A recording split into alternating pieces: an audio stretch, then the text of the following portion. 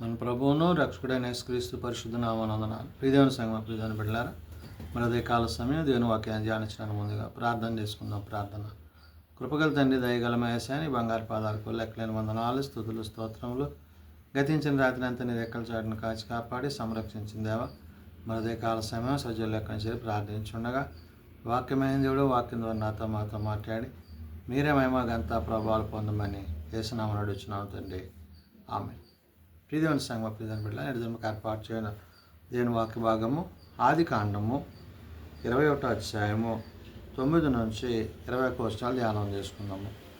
ఆదికాండము 21వ అధ్యాయము 9 నుంచి 21 వచనములు ఈ విధంగా రాయబడినవి.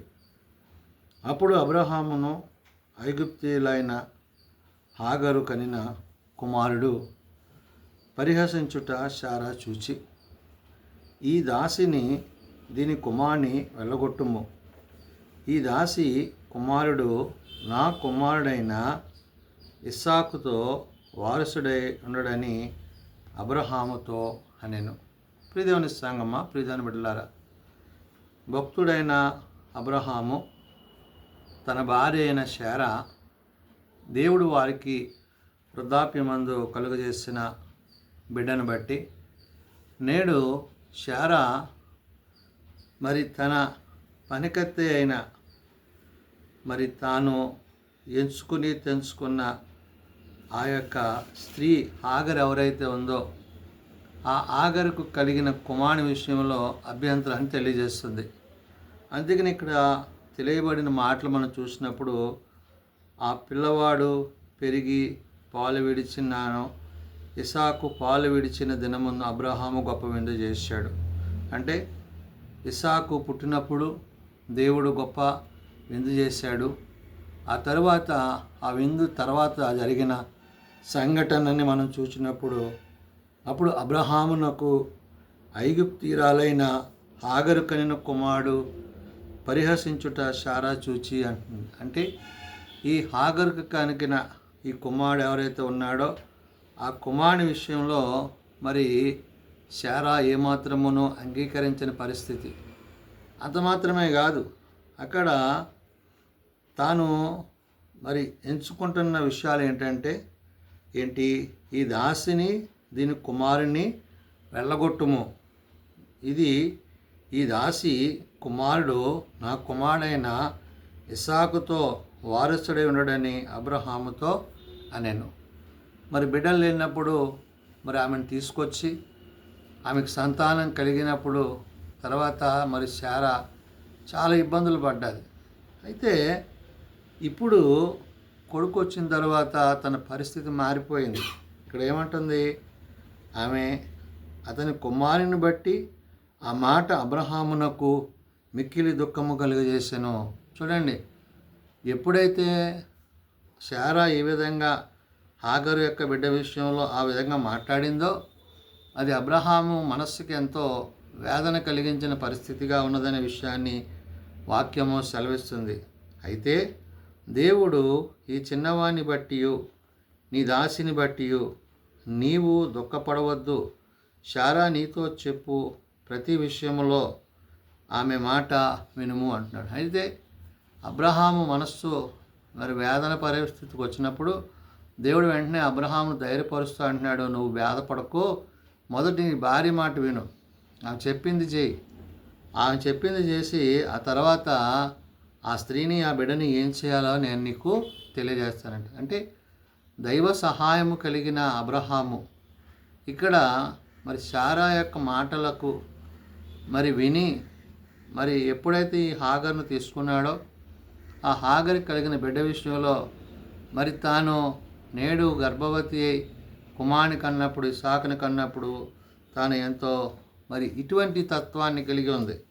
అయితే దేవుడు ఈ చిన్నవాణ్ణి బట్టి నీ దాసిని బట్టి నీవు దుఃఖపడవద్దని చెప్పి ధైర్యపరిచి శారాతో చెప్పింది ప్రతి విషయంలోనూ ఆమె మాట వినుము, ఇస్సాకు వలన అయినది నీ సంతానమనబడును అంటే నీ గర్భఫలాన్ని పుట్టిన ఇస్సాకును బట్టి శారా కలిగిన బిడ్డను బట్టే అది నీ సంతానం అవుతుంది తప్ప హాగర్ యొక్క సంతానం కాదు అని దేవుడు చెప్పి అయినను ఈ దాసి కుమారుడును నీ సంతానమే గనుక అతన్ని కూడా ఒక జనముగా చేసేదనని అబ్రహాంతో చెప్పాను. అంటే ఆశీర్వాదాలు కాదు కానీ, దీవెన కాదు కానీ, ఒక జనంగా, ఒక ప్రజగా వారిని నేను ఉంచుతాను అని చెప్పి దేవుడైన యెహోవా అబ్రహాంతో చెప్తూ, కాబట్టి తెల్లవారునప్పుడు అబ్రహాము లేచి ఆహారము, నీళ్లును, తిత్తిని తీసుకొని ఆ పిల్లవానితో కూడా హాగరునకు అప్పగించి ఆమె భుజం మీద వాటిని పెట్టి ఆమెను పంపివేశాను. ఆమె వెళ్ళి బెయేర్షెబా అరణ్యములో ఇటు అటు తిరుగుచుండెను.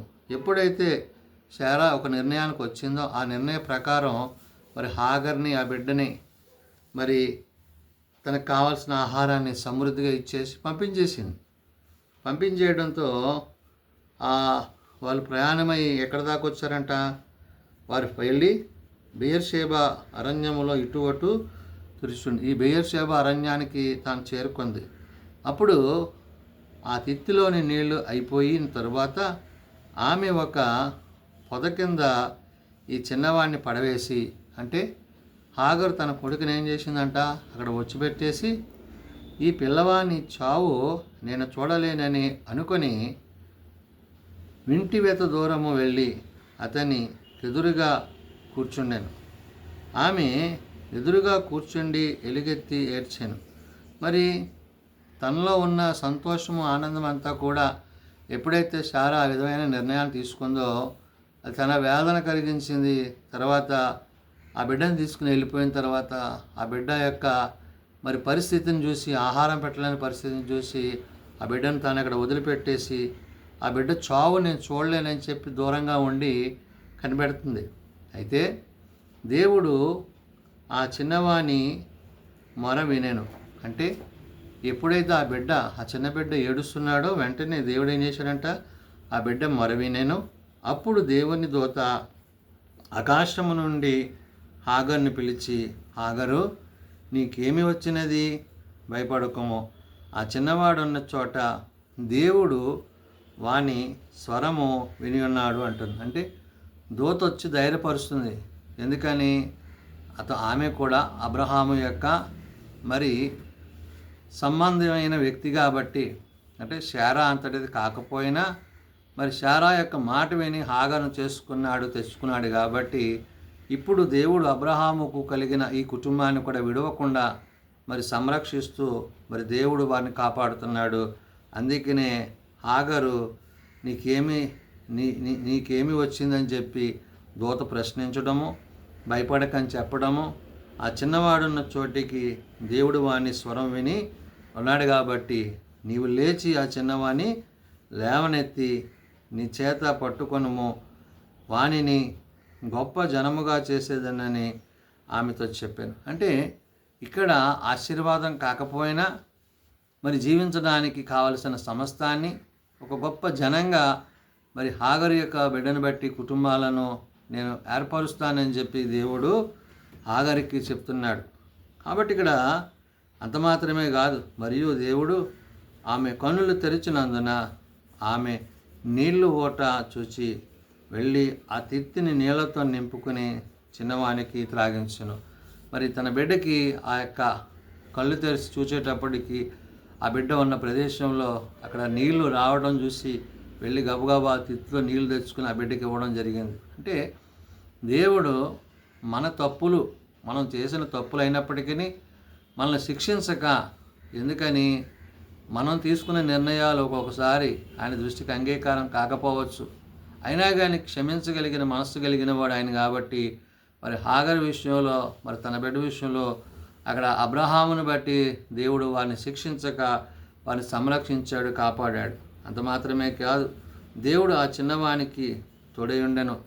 అతడు పెరిగి పెద్దవాడై ఆ అరణ్యములో కాపురముండి విలుకాడాయను అంటాడు. అంటే గొప్ప పనివానిగా, గొప్ప బలవంతుడిగా, గొప్ప నాయకుడిగా, శక్తిమంతుడిగా దేవుడు ఆ బిడ్డను పెంచి అక్కడ తాను ఉంచాడు. అంత మాత్రమే కాదు, అతడు పారాను అరణ్యములో ఉన్నప్పుడు అతని తల్లి ఐగుప్తు దేశం నుండి ఒక స్త్రీని తెచ్చి అతనికి పెళ్లి చేసింది. అంటే ఈ విధంగా హాగరు తన కుమారునికి వివాహము జరిగించింది. ఆ బిడ్డ పెరగటము, పెద్దవాడవడము, సమస్త విద్యలు పొందుకోవడము, జ్ఞానం కలిగి ఉండడం, ఇవన్నీ తర్వాత తనని అంటే ఏంటి, ఆ బిడ్డ చనిపోతాడు ఇక బ్రతకడు అనుకున్న తల్లికి నేడు ఒక కుటుంబ వ్యవస్థను కూడా దేవుడు అక్కడ వారికి ఇచ్చాడు. దీనికి కారణం ఏంటంటే అబ్రహాముని విశ్వాసులకు తండ్రిగా దేవుడు చేసుకున్నాడు కాబట్టి, మరి అబ్రహాముతో తాను జీవించింది కాబట్టి హాగర్ను తన బిడ్డను కూడా దేవుడు ఆశీర్వదించాడు.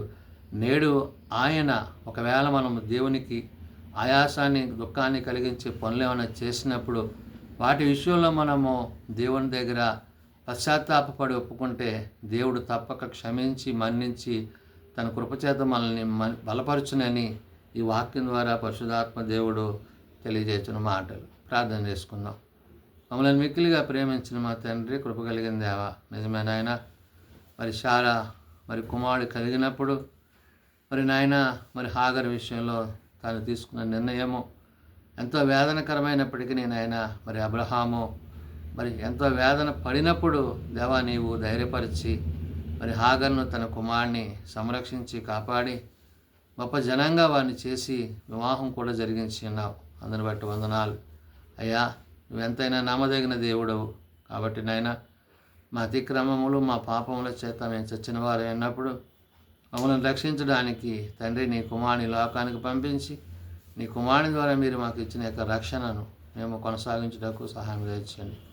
బలహీనం ప్రభావ బలపరచు, రోగులం ప్రభావ స్వస్థపరచు. మీ చేతి గాయముల చేత మాకు స్వస్థతను, ఆరోగ్యం దయచేయండి.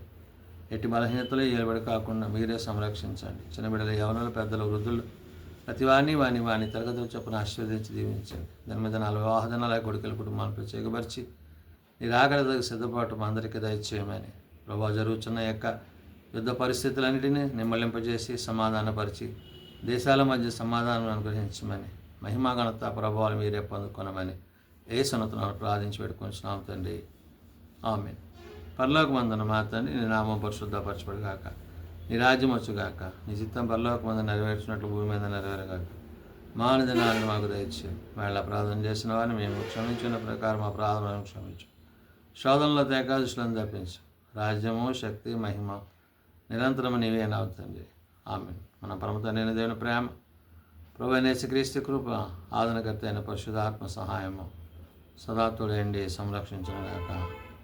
ఆమేన్.